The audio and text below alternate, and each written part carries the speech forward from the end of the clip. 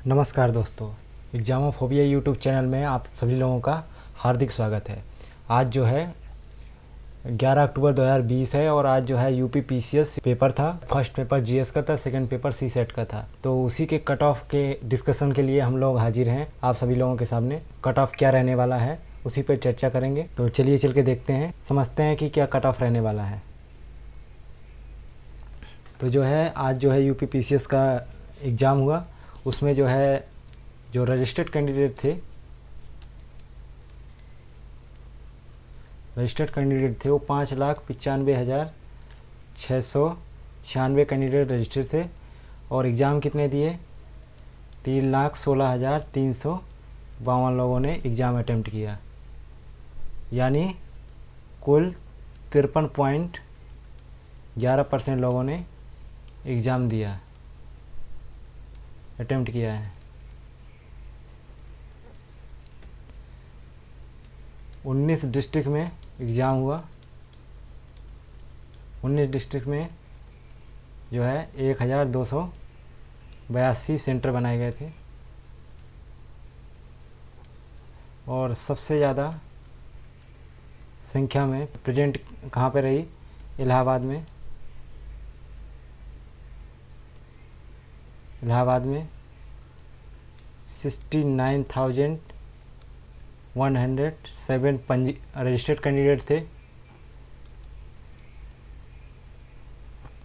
और जो है इसका 71.23% लोगों ने एग्ज़ाम अटेम्प्ट किया है।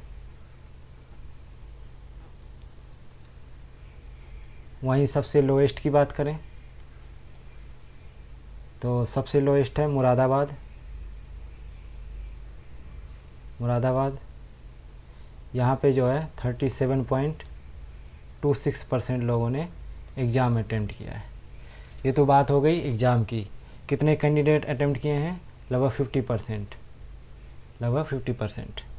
तो ये 50% याद रखिएगा क्योंकि कट ऑफ समझने में आसानी रहेगी। चलिए देखते हैं कि पेपर कैसा आया। हल्का सा पेपर का देखेंगे कि कैसा आया, किस सब्जेक्ट से क्या आया, उसके बाद हम लोग तुरंत ही कट ऑफ डिस्कस करेंगे। देखते हैं detailed analysis of UP PCS prelims exam 2020।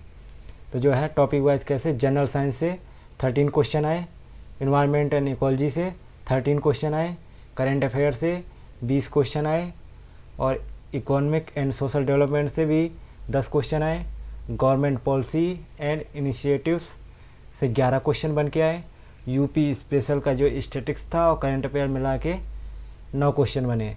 वहीं इंटरनेशनल रिलेशन से 4 क्वेश्चन बन के आए, पॉलिटी से 20 क्वेश्चन रहे, ज्योग्राफी, इंडिया ज्योग्राफी और वर्ल्ड ज्योग्राफी से 18 क्वेश्चन बन के आए, एंशिएंट हिस्ट्री से 7 क्वेश्चन, मेडाइवल हिस्ट्री से 8 क्वेश्चन, मॉडर्न हिस्ट्री से 9 क्वेश्चन और जो रिपोर्ट है और इंडेक्स से 4 क्वेश्चन बन के आए। स्पोर्ट के 2 क्वेश्चन पूछे गए और अदर मिसलेनियस क्वेश्चन जो है 4 पूछे गए। तो अब ये इससे क्या निकल के आता है कि वेटेज किसका रहा? एक तो रहा जनरल साइंस का, दूसरा इन्वायरमेंट इकोलॉजी का, तीसरा करंट अफेयर का, चौथा गवर्नमेंट पॉलिसीज़ का, पांचवा पॉलिटी का, छठा ज्योग्राफी का। ठीक है, इन चीज़ों का ज़्यादा वेट रहा है। बाकी रहा तो इकोनॉमी का भी है। ठीक है, 7वां वेट इकोनॉमी का रहा है। तो कुल मिला के इतने से ही मतलब कि आपका अगर हिस्ट्री भी नहीं पढ़ा है लेकिन फिर भी इतना तो है कि मतलब कि लोगों ने कुछ क्वेश्चन तो हिस्ट्री के सॉल्व किए हैं। थोड़ा सा मतलब कि बहुत डीप आया था लेकिन मतलब पॉलिटी तो ऐसा आया था कि मतलब मॉडरेट था लेवल। ठीक है, तो बच्चे को आ रहा था पॉलिटी। ठीक है, कोई दिक्कत नहीं हुई। ठीक है, कुछ ही थे मतलब कि जो डिस्क्रिप्टिव बेस्ड क्वेश्चन थे उनमें थोड़ा सा मतलब कि दिक्कत का सामना करना पड़ गया, लेकिन ऐसे कोई ख़ास लेवल के पॉलिटी के क्वेश्चन नहीं थे कि बहुत हाई लेवल के थे। तो मतलब कि 20 में से 15 क्वेश्चन तो आसानी से बन रहे थे बच्चों से, जो लो क्वालिटी के भी बच्चा है उससे भी बन रहे थे जैसा मैंने।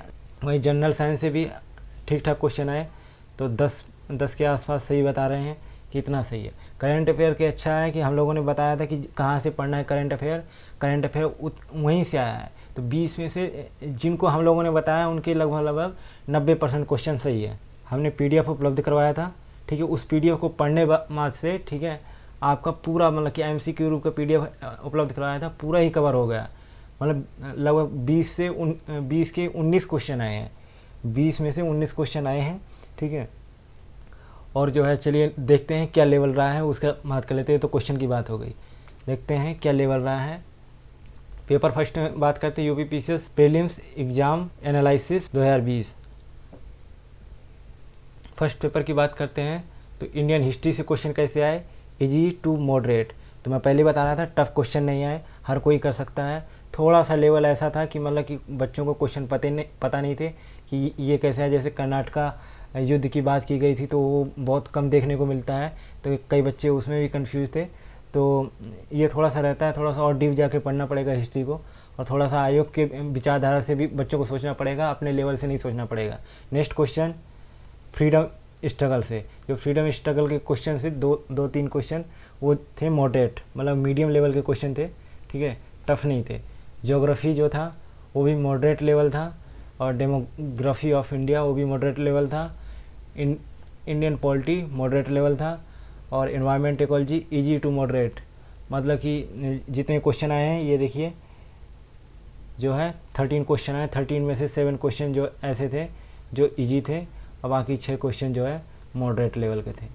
वहीं जो इंडियन इकोनॉमी के क्वेश्चन जो आए थे वो मॉडरेट टू डिफ़िकल्ट थे, क्योंकि अधिकतर योजनाओं से और बहुत ऊपर के क्वेश्चन पूछे गए हैं, और फैक्चुअल प्लस थ्योरेटिकल मिला के क्वेश्चन पूछे गए हैं।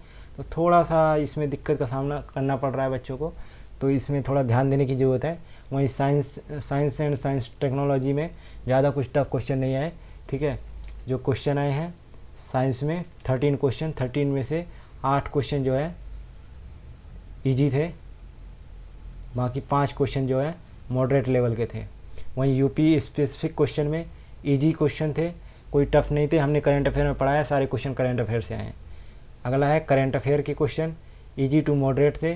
4-5 क्वेश्चन ऐसे थे जो थोड़ा सा टफ थे, उसके लिए हम लोगों का MCQ देख लिया करिए, डाउनलोड कर लिया करिए, उतना ही काफ़ी सफिशेंट, उसी में से आएगा जितने भी PCS एग्ज़ाम के क्वेश्चन बनते हैं, उससे बाहर नहीं आएगा। और मिसलिनियस में भी यही था कि इजी टू मॉडरेट था। डिफ़िकल्ट लेवल क्या था, इंडियन इकोनॉमी। तो डिफ़िकल्ट लेवल क्या था, इंडियन इकोनॉमी था, जिसमें थोड़ा डिफ़िकल्ट लेवल था, सामना करना पड़ा बच्चों को, तो उसमें ध्यान देने की ज़रूरत है। बात करते हैं पेपर सेकंड के एग्ज़ाम के एनालिसिस की। पेपर सेकंड कैसा रहा, तो रीडिंग कॉम्प्रहेंशन जो था मॉडरेट लेवल था, टफ नहीं था, ठीक है। कम्युनिकेशन स्किल्स जो है वो थोड़ा सा बच्चों को हमेशा ही मतलब कि थोड़ा टफ लगता है, लेकिन हमने मॉडरेट लिया है, लेकिन आप लिख सकते हैं कि डिफ़िकल्ट भी था, डिफ़िकल्ट लेवल था।